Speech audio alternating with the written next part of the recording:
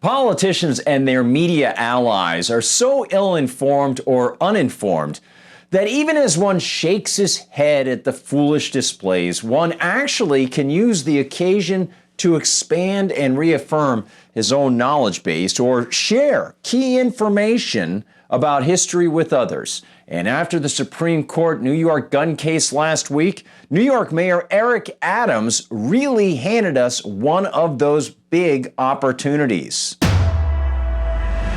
Hi everyone, I'm Gardner Goldsmith for MRC-TV. You know, soon after the Supreme Court on Thursday published its ruling in New York State Rifle and Pistol Association Incorporated et al. V. Bruin, affirming the right of Americans to conceal carry without first proving proper cause to the government, New York City Mayor Eric Adams appeared compelled to take to the podium and grandstand while spouting utter nonsense. In part, Adams said, "This decision has made every single one of us less safe from gun violence."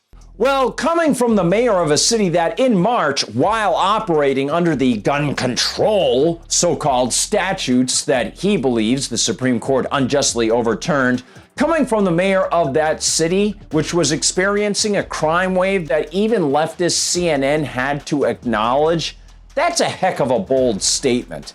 Let's stress that a bit more. Mr. Adams appears to have a very poor memory because on March 5th, CNN reported this, quote, "Major crimes in New York City spiked nearly 60% in February compared to the same month in 2021. And, quote, the New York Police Department tracked increases across every major crime category. The city recorded a 41% increase in overall major crime through the first months of 2022 compared to the same period last year, including a nearly 54% increase in robberies, a 56% increase in grand larceny incidents, and a 22% increase in rape reports, the data shows." Oh, and then there's this, quote, "Murders increased by 10%, while citywide shooting incidents decreased by 1.3%, with 77 incidents in February 2021 and 76 incidents last year," NYPD data shows. Yeah, so Mayor Adams, the Supreme Court ruling had nothing to do with that. Yet, of course, everybody, Eric Adams acts as if Thursday's Supreme Court decision, which merely supports the strict wording of the U.S. Constitution that Adams himself swore to uphold, he acts as if that's putting everyone in the city at risk of some oncoming crime wave. Someone might want to inform Mr. Adams that the crime wave hit a long time ago, and his unconstitutional New York gun restrictions on the law-abiding people either didn't stop the crimes or helped contribute to the problem by discouraging those law-abiding people from owning firearms to defend themselves, which in turn, of course, deters criminals who, if there were more guns in the hands of good people, those criminals tried to avoid higher risk of confrontation with armed people. That's what renowned gun crime statistics expert John Lott found over and over in his years of study, looking at how, as his most famous book, More Guns, Less Crime, lays out, the presence of more guns in the hands of peacefully minded people is strongly correlated with lower incidences of violent crime attacks. But Adams appears disinterested in reality and much more interested in scaremongering, though, of course, he is not going to tell people that. He's going to create a fictive world, a land that he would like people to believe will be the future as things fall apart. Thus, he avoids the already established record of crime mentioned earlier, and he proceeds to dig his nonsensical hole even deeper by implying that without the very statutes that already have proven to have failed, New York will become a form of the cartoonish and ahistorical boogeyman, the Wild, Wild West. said Adams, quote, And we cannot allow New York to become the Wild Wild West. Of course, Adams seems to employ the term in order to generate fear. Fear that New York will become a lawless den of violence.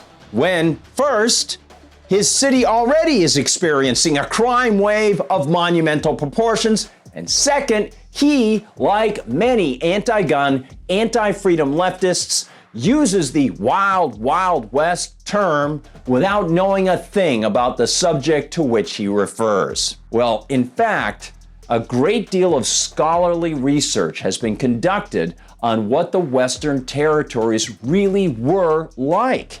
Specifically, people research these things because those territories were so non-state, that they were so voluntary, that they were virtually taxless enclaves, serving as good examples of how free, armed individuals voluntarily organized their own peacekeeping and adjudication systems.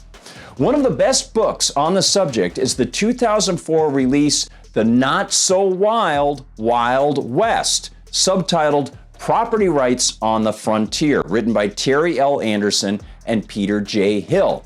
And the book was based on research they originally published in 1978.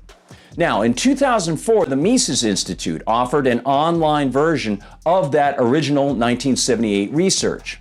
And even though the mayor of New York doesn't seem interested in this information, let's present some of it now, as those people researched how the settlers managed peacefully without the likes of blowhard politicians like Mayor Adams. They note, quote, the taste for the dramatic in literature and other entertainment forms has led to concentration on the seeming disparity between the Westerners' desire for order and the prevailing disorder. But as I noted, this seeming disparity, also latched onto by Adams with his Wild Wild West statement, is manufactured.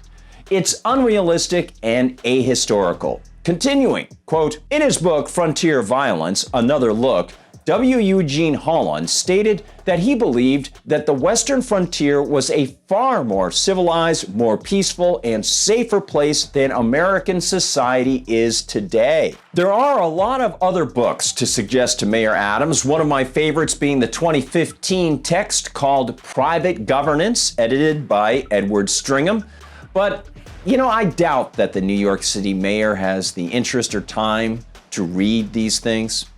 He's too busy forgetting the crime spree that's already happened in the Big Apple, and he's too busy making up flamboyant, ahistorical claims that if people actually are allowed to exercise their God-given rights, the city will look like a Hollywood Western. Oh, and by the way, he's far too busy railing about the overturning of Roe. Yeah, even as he praises the abortion in which his partner engaged, that he claims has allowed him to rise to his vaunted position.